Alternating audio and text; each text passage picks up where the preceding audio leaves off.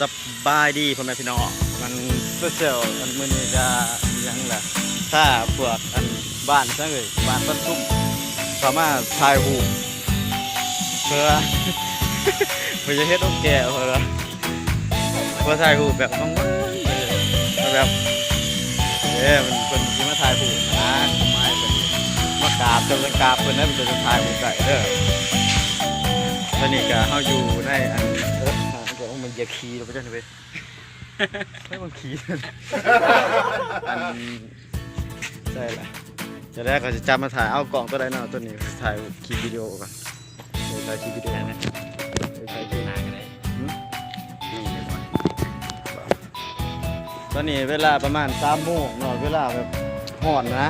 หากมื้ออยากถ่ายจะได้ก็ได้ถ่ายมื้อน่ะซออยู่ซอทำเด็กๆจะกินนมก็เลยมาถ่ายกันนะเห็นมันเป็นหลักฐานจังได๋ว่า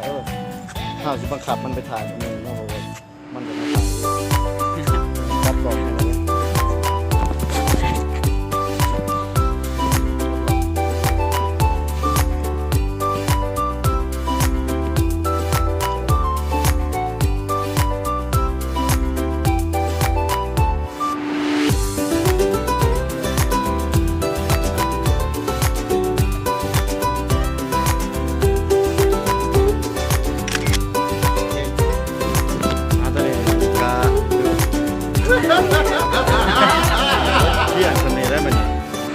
มาถ่ายหูเบิ่งคนเด้อเบิ่งบ้านยังก่อน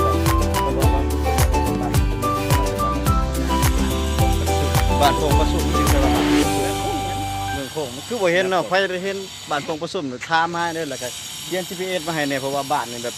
จักมันอยู่ไสแบบอยู่ผู้อยู่ฟ้าคือบ้านพญาแทนบ่เลยเอาอันนี้ก็ขอตัวไปถ่ายรูปเด้อเพื่อได้มาคลิปนี้กดไลค์กดแชร์กดติดตามกันเด้อขี้ดื้อหลายชน